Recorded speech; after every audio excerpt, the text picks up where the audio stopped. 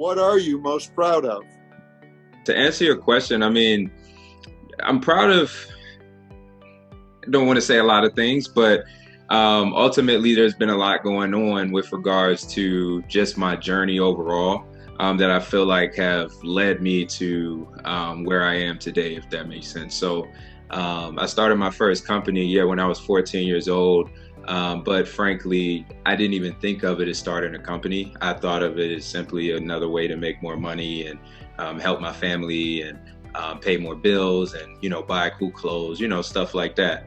And so long story short, I'm personally proud of the fact that looking back on the way I started and even companies that I started in between, the first company, which was a clothing line, all the way to, a high growth tech startup like Shtudy, just the ability to stay focused and become comfortable being uncomfortable. And that I think is a huge benefit. And frankly, for myself, but across the board for all entrepreneurs, that I think breeds success, right? And I'm just proud of myself because I didn't realize it at the time, but looking back on it, I very much should have, could have, and definitely probably should have quit at times, but I figured out ways not to do that. That's really what I would say is some of the most, those are the times that make me the most proud about myself.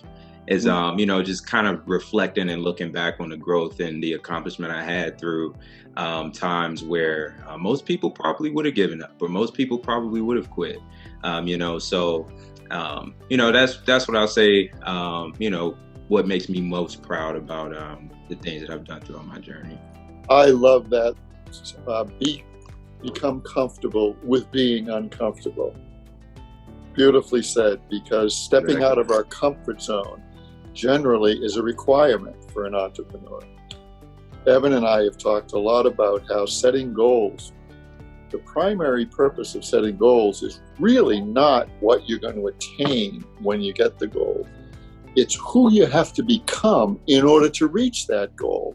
And invariably, that means we have to step outside our comfort zone. We have to become comfortable being uncomfortable. So that's a real nugget of wisdom that you're giving our audience. Yeah, it's just like I feel like those are one of those things that, wow, I fell in love with football at age 9, so that's sort of what's carried me throughout my career. From just sports wise, I feel like there's something that coaches always used to yell at me, and I never thought I would look back and find myself saying the same thing. But you got to be comfortable being uncomfortable, and now I'm looking back on it, I'm like, that's actually very factual. So I 100% agree with you, Richard. That's the bread and butter right there. It sounds too like, comfortable being uncomfortable. It's also puts you in your strength, right? Because we're in our emotions, we're in our feelings, we're in our even in our pain sometimes, right? But we're taking a stand out of that discomfort. And tell us about football. You had some great success, Joel told me, with football as well. So football, that was my first love, for sure. And frankly, that's also what I feel like kept me on, a focused and a positive track, if you will, just based off of the area in which I grew up, and a lot of the temptations that often pop up in inner city environments. I personally was born and raised in the what they call the DMV area, but specifically Prince George's County, Maryland, which is about 10 minutes from Washington, D.C. And long story short, football was always my way of, in my mind, of how I was going to create opportunities for myself and my family and things of that sort. And now, granted, things changed, right? And when I got to college, I was fortunate enough to earn a scholarship to play at University of New Hampshire. Prior to that, I had actually had committed to some top universities in the nation. I was committed to Stanford and had some offers from other places, but long story short, I ended up getting sick, and all of these teams pulled their offers, right? And so I had to start from scratch my senior year. essentially, and earn offers all over again. And that's where New Hampshire popped up. And, you know, I was fortunate enough to land there. But even more, just speaking to, you know, just overcoming adversity from that aspect as well. You know, that was huge. And I really did, again, learn that through football there. But, you know, from, I guess, a more practical standpoint, accomplishments is the fact that I was able to go to college and get a free education, you know, and if I didn't get that scholarship, then frankly, I probably wouldn't have went to college, you know. So, you know, that's a huge accomplishment in itself. And starting a company in college and, you know, at the same time going to school and, you know, getting a degree and winning games, being on a winning team, you know, at the same time. While running a business. It was a lot going on, but with that said, I think those are the biggest accomplishments that I'm fortunate to have through football. Yes, that's amazing. I love, you know, hearing about those two. And I, interestingly, further in the interview, we talk about, you know, growth mindset moments, or, you know, because a lot of times people like yourself, when people see you running a company and you've done great at football, they say, oh my God, well, they've just been gifted, they've done great. And they don't always, number one, realize how hard people have to work. But second, realize that people have been tested too, right? And, you know, I've been brought to my knees at, you know, a few points in my life where I've had to dig deep and count on my faith and, you know, just do a lot of things that weren't, didn't feel like in flow with when things were going well. So, but we'll come to that after. I was going to say, if you would, one thing Richard and I love to know, and for our listeners too, is principles that you believe in and apply, whether it's, you know, honesty or follow-up, or, you know, what things do you feel have allowed you to do well in athletics, school, and currently in work? Yeah, that's a really, really good question.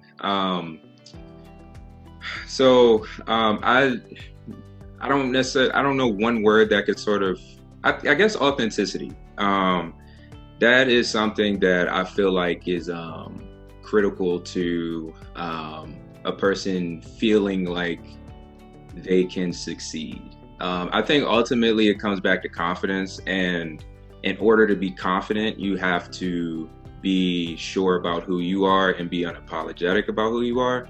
And I feel like personally, that's something that has carried me throughout, you know, my journey, just again, from growing up as a kid in DC to where I am now, just being true to myself. If something, you know, from a business standpoint or a football standpoint or any other area of life rubbed me the wrong way, and perhaps I wasn't, I didn't agree with it per se, or maybe everything around me pointed to the wrong direction, but I felt like the right direction was this way, and you know, I'm the only one who feels like that, then I'm perfectly okay taking the road less traveled, you know. And I think just staying, again, just true to myself and really understanding who I am and taking time to understand that, because that's not easy to do. And especially as an entrepreneur, you know, we're always tried, and, you know, it's a lonely road at times, you know. And even, you know, even when we get feedback from everyone, everyone doesn't want to upset the founder or the CEO, you know. So like even the feedback that we get a lot of times may be watered down, or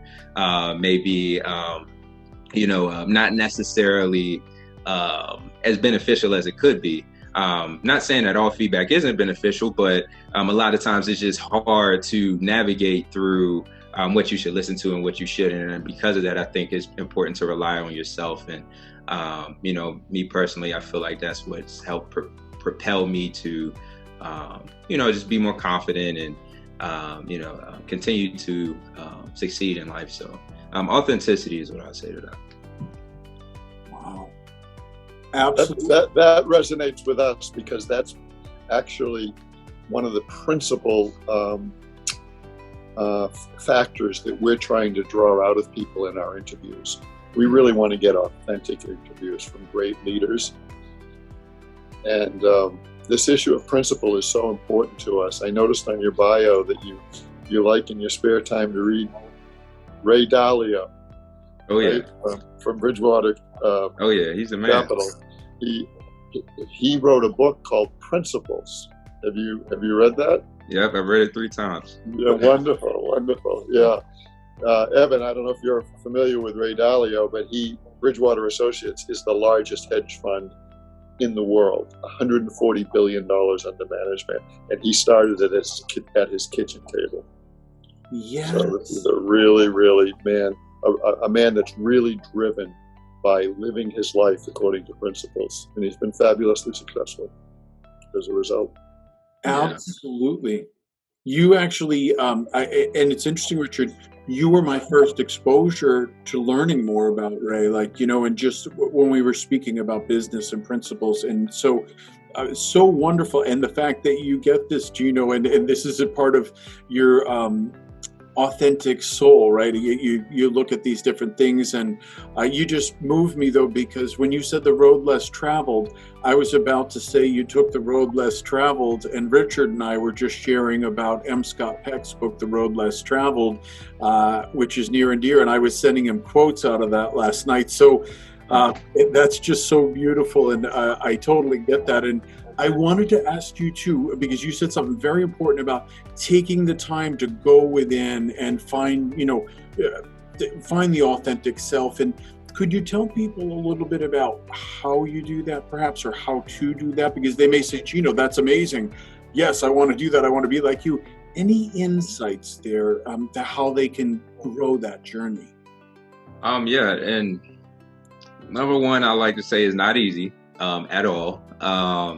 So definitely, to anyone listening, be patient with yourself throughout that process, because I personally believe that it's easy to try to beat yourself. Like self-development, quote unquote, could very easily and quickly turn into, self-dislikement, for lack of better terms. And we don't want that to happen, because, as high achievers, we set goals and we expect ourselves to hit them in X amount of time. So just be patient.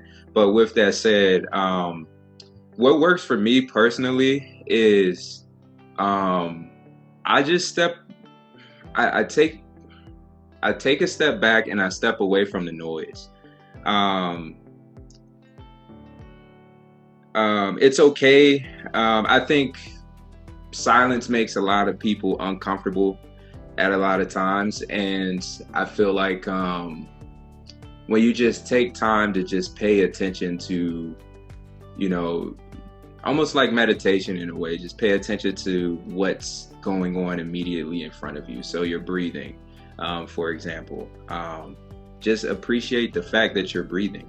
Sometimes we forget that we're actually breathing, and that in itself, just bringing awareness back to that kind of puts you in a different place as to where your monkey mind isn't really jumping from every little topic that may be crossing your desk, for example. And again, as entrepreneurs and high achievers and as CEOs, whatever it may be, CXOs of whatever company, we have a lot of requests. We get a ton of emails. We get, a ton of opportunities that cross our desk. And it's up to us to be able to understand at a certain point that those opportunities, you're going to have more opportunities than you're going to have ability to do all of those opportunities or take advantage of all of those opportunities. So you have to ask yourself, what do you want out of it, right? Like, what are you looking to accomplish? What makes you happy? What makes you enjoy what you do? And be okay saying no. That's a huge mental hurdle for a lot of folks. I feel like be okay to say no to things. They can be your best friend. A lot of times, folks want to help out whoever is, closest to them or who they've known the longest, or that one family member. That's not always the best decision. And if they really want the best for you, then they should understand that to a certain dynamic. So again, just as an example, but those are the things I would say. Just take time to just focus on what's immediately in front of you. I personally like to focus on my breath.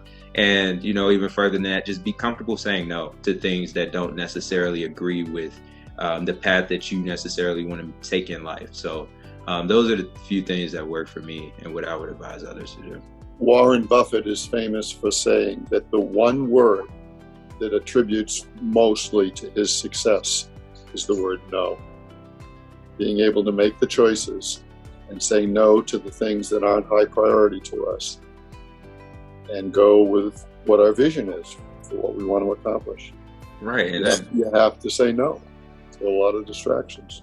Right. And it's very empowering too. Once you become comfortable saying no, it's something that I feel like, obviously, we want to be grateful. We want to be open to receiving things and, reaching new levels and new opportunities. But at a certain point, we have to be very intentional about those opportunities. And, that makes perfect sense. Warren Buffett, obviously is a very, very busy man. Everyone wants his time and attention, so I think that's a huge skill. And I think it's very empowering once folks become comfortable saying no. So, yeah, I agree. Wonderful. That is excellent. Such a powerful piece, because being a people pleaser sometimes and not being able to say no can really bring us into cycles and processes that we don't want to be in. And sometimes we serve people the best by saying no, in a variety of ways. And wow, such powerful stuff. And Richard, your examples around that, because I remember that, and just incredible. And I wanted to say too, as far as human relationship, you've built some great relationships, but you've also taken a stand for people in your current company, right? Like a stand about, hey, this matters, and we have to make sure that we have diversity in employment and we're living it. And I deal with that every day, and I'm a big proponent for it. I've placed in the companies I've worked for more diversity than anyone, to the point where I go way beyond, because it matters to me. These values have always been a part of my family and my dad, and so we fight for it, right? And we take a stand. But I was going to say, tell Richard and I, if you would, and the audience, about human relationship and what are relationships to you? Yeah, and number one, I'd like to say, Evan, I think you're underselling your accomplishments, by the way. I checked you out online briefly, and I was beyond impressed with the work you've done in this space. So kudos to you for that. So to further that, can you repeat the question? I just want to make sure I picked up exactly what you're asking. Sure. And I know I prefaced it because I was so excited about some of the other things you were sharing. I was in the zone and what Richard was saying. But really the question is, what are human relationships to you, and how important are relationships in life and being successful? Got you. Frankly, that's what company is. Company is people, right? And, that's everything, in my opinion, is human relationships. That's what gets people to take a chance on you from an investment standpoint. That's what, keeps your employees motivated throughout the week or throughout the day. That's what, when things, go bad, and they do go bad sometimes, that's what helps you get through those tough times, is human relationships, having good people, strong support systems in your corner. Long story short, the name of my company is Shtudy, and essentially what we do is we help tech candidates of color, specifically Black, Latinx, and Native American folks, connect with job opportunities at Fortune 1000 companies and high growth startups who are intentionally looking to build more diverse and inclusive workforces. So just from a relationship standpoint, with number one, the candidates we work with, because it's a 100% free service for our candidates, and just from that aspect alone is something that they genuinely appreciate, that I think a lot of other companies or folks in the space don't necessarily prioritize as much. We're not a staffing agency or a recruiting firm per se. What we are is a software platform, and we allow them to connect with opportunities on the other end of that, right? But we emphasize, connection, engagement, the cultural aspect of everything that we do. And that's really what our candidates appreciate. So again, just from a human relationship standpoint, for the candidates on the business side of our model, that's huge. That's actually what makes them want to come to us as opposed to a LinkedIn or as opposed to an Indeed or something like that. They genuinely know that we understand where they're coming from. So that's one aspect. And from, the employer aspect, the clients who pay us, for access to the candidates, that's literally everything for them. They like to work with us, not because we just have candidates for them, because there's a lot of other options and opportunities out there for them to tap into. They like to work with us because of, the way we communicate, the way we do business, the way we, follow up after sending emails, the way we talk about things beyond just recruiting. A lot of these folks, again, we work with companies who prioritize improving their company culture. So hiring folks is just one aspect of it. But, working internally to help them improve, whatever efforts or support systems they may have in place to make their companies more attractive to the candidates that they're trying to attract, is huge, right? And they feel comfortable coming to us and saying, hey, Geno, or hey, Shtudy team member, whoever it may be, we're having trouble with XYZ. Do you have any advice on this? And that's a very unique situation to be in my opinion. So, human relationships, it surfaces, and I see it on the day-to-day just from that aspect too. And on top of that, actually, a third piece of that is we're in the middle of our fundraise right now, which is pretty cool. But even further than that, people invest in us because of who we are as a team, not necessarily because of the product that we have, right? And to that same point, there's a lot of other platforms out there where people can find candidates. There's a lot of other teams out there who, essentially claim to be doing the same thing, but who is the person behind that's going to make it work, right? And that's what investors look at. That's what clients look at. That's what our candidates look at when they come to us. And I see it every day. So that's what I would say to that. Human relationships, they're everything when it comes to business, and even throughout life, when things get tough or when things go good, you want somebody to talk to, right? So, we definitely prioritize that. Wow. Amazing. And speaking to that, could you tell us about either, kind of two things? Who's been your best mentor, and who's been the person that's had the biggest impact on your life? That's very interesting. I've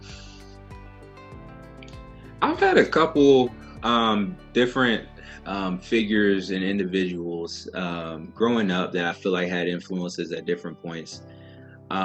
With regards to me taking this next leap, if you will, in my life with business, essentially, I would say one of our investors / advisors on our team, who I actually met through an accelerator program, who invested in us and took a chance on us at the beginning of 2020 and January of 2020. So Camelback Ventures, I can't say enough great things about their team. And again, they're an accelerator. They're based out of New Orleans. They invest in early stage companies founded by founders coming from diverse backgrounds or underrepresented communities. So if anyone wants to check them out, I highly advise, give them a look. But just going through that experience, going through that accelerator and coming across a team who, again, understands the backgrounds that we come from and are genuinely saying, it's okay, we want to take a chance on you, let us help you. That has done, unimaginable things with regards to just my perspective on life. There are great people out there, and there are great people out there who genuinely want to help. And a lot of times it's hard to see that, often as an entrepreneur, right? And even growing up the way, in the environment that I came from, a lot of times there weren't necessarily always positive figures around 24/7, so just, again, having folks in our corner from that aspect when things were, the rubber barely hit the road, has gone a long way. And circling back to the individual that I was referring to, who I met through Camelback, is Scott Burrell. So Scott, he has, I can't say enough great things about Scott. I consider him a friend, an advisor, an investor, all of those things, simply because he's the one who I know that I can call when things go bad, or, he's the one who A lot of times we'll hop on calls and he'll say, okay, let's talk about the business later, but like, how are you doing? And that's really refreshing to have somebody who's number one, accomplished a lot within their life, and has gone through the things that I personally aspire to go through. Someone who also is willing to take a chance on you at the same time. So, someone who really genuinely cares. It feels like, almost like you have a friend, or like, kind of like a great uncle in a sense, So, I would say Scott. I would definitely put Scott in that category. Wow. One of the things it's interesting, the way you shared that, Geno, and one thing Richard and I have realized is that even with all our success in what we're doing and we have done, is loving people, right? Caring about them, looking within them into their soul. And whether we do that as an employer, as a person, like, we can do more for people than sometimes could happen in a lifetime by genuinely caring. And the fact that he calls you and says, hey, wait a minute, how are you first? Where's your heart and your soul? And that's powerful, because that we need so much more of that in the world. Hence part of the reason even for HowLeader and building this is I can help people learn how to interview and get a job that they never thought they could, and get to the top of the line, or the front of the line. But I would get many people, Geno, that say, well, I got the job. I'm doing great, Evan. I'm in my required field, but how do I get to the A+ part of it? And, I realized that I know you would take time for lunch with people, right, and give of your time, but there's only so much of it, right? And there might be 5,000 or 10,000 or even more people across the world that would do anything to get a lunch with you and find out how and what matters and what's important. So that's, we feel we're giving and making it accessible and affordable, just a lot of things. It's part of making a difference, and that's where our whole focus is. And it's interesting what you shared, and that leads me into the next question is, tell us about, for you, making a difference for others or being in service. What is that for you, and how do you do that, both at work or even outside of it? The way that I do that is I just try to remind myself that my job as an entrepreneur and as a CEO ultimately is to provide value, right? And that instantly puts me in a place of service. That instantly puts me in a position of servitude to whoever I'm providing that value for. And whether that's the candidates who we work with, whether that's the clients who we work with, or the companies who are hiring from us, or whether that's even our employees, right? Like, everyone, in some way, shape, or form, my job is to provide value for them. So even when I wake up in the morning, that's the first thing that I intentionally try to focus on, is how can I, make someone's life better today? Because those are the things that get me out of bed in the mornings when it may be a little tough